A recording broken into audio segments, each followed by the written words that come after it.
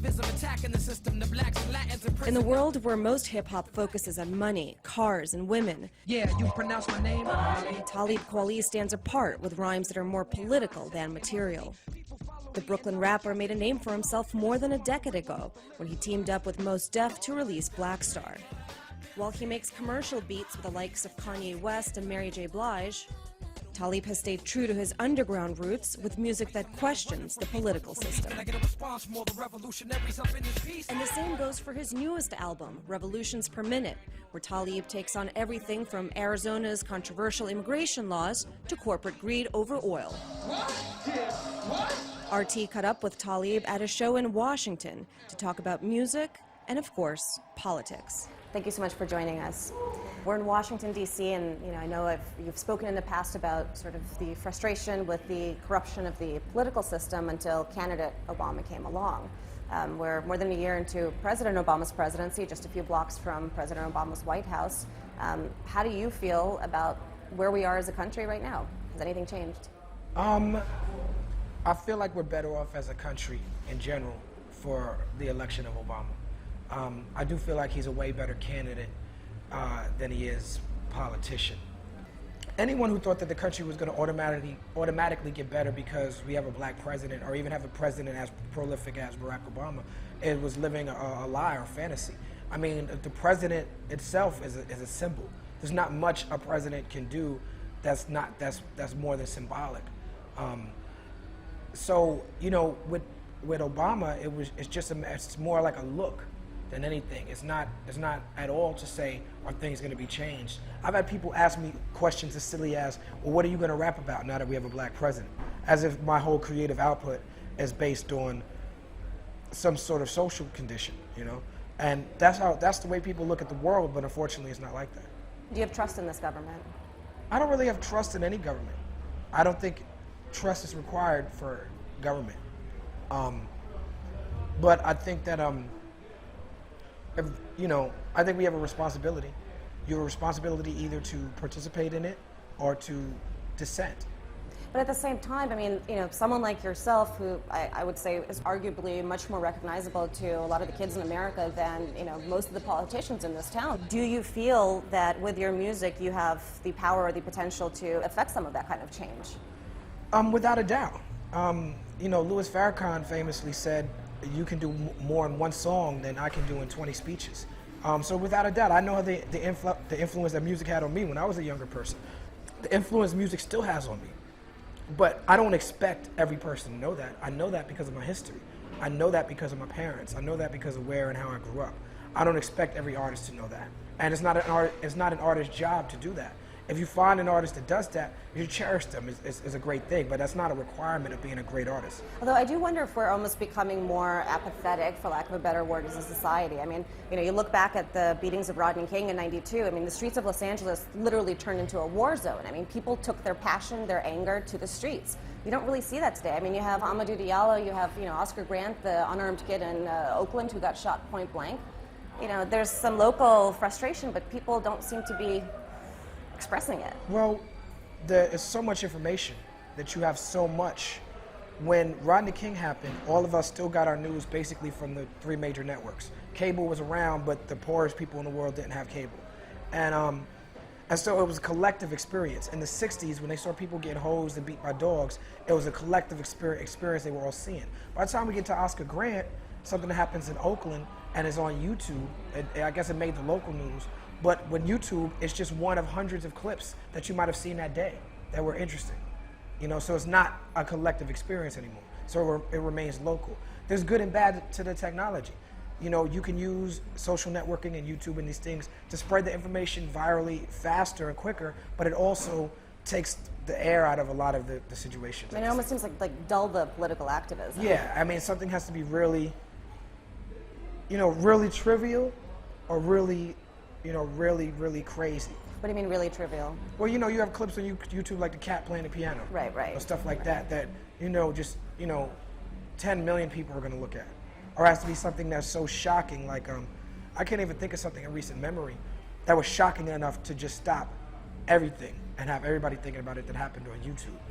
I think we're a little bit more numb to things that we see that are shocking because of the YouTube thing. But I think without YouTube, Oscar Grant wouldn't have been a story nationally at all.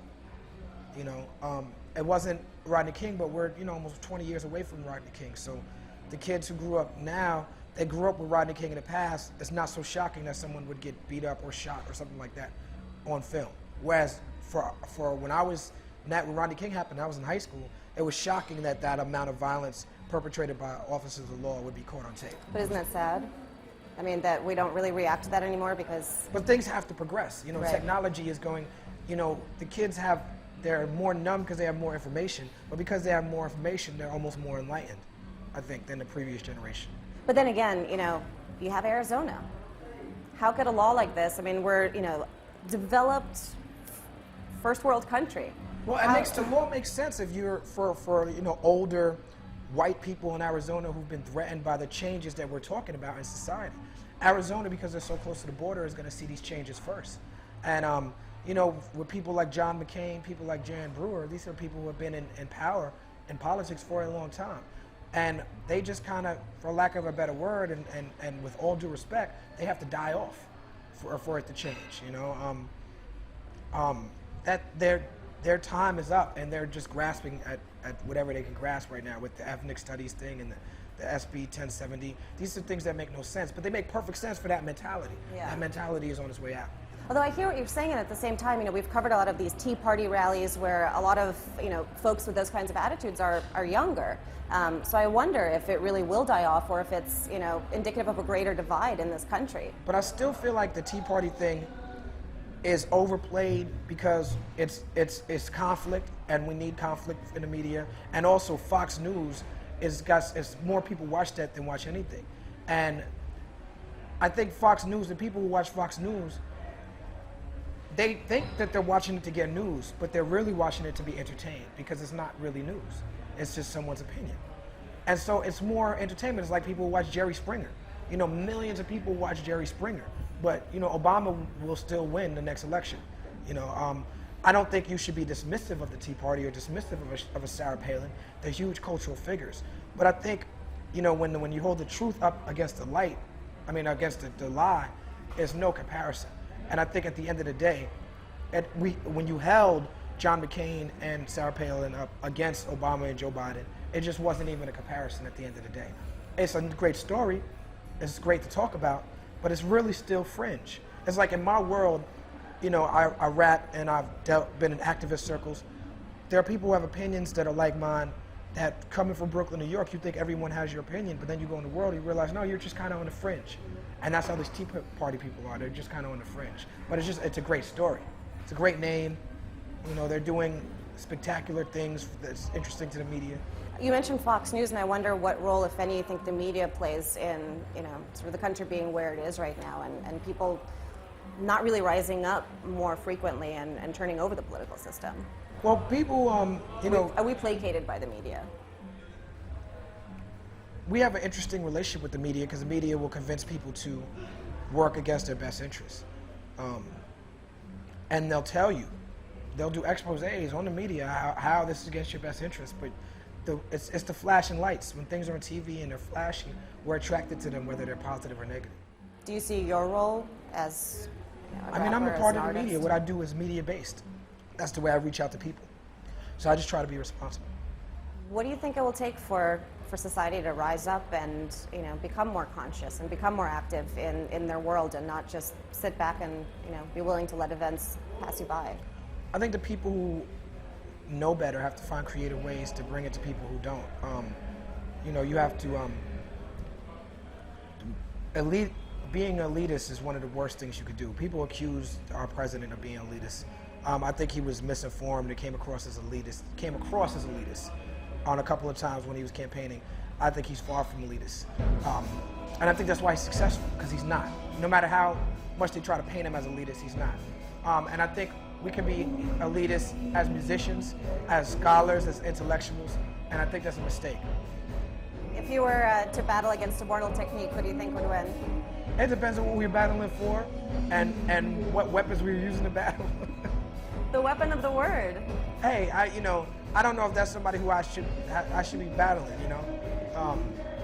But I mean, you know, Immortal Technique's rhyme style is very street and very informed, you know, and I just think it's a very unique thing.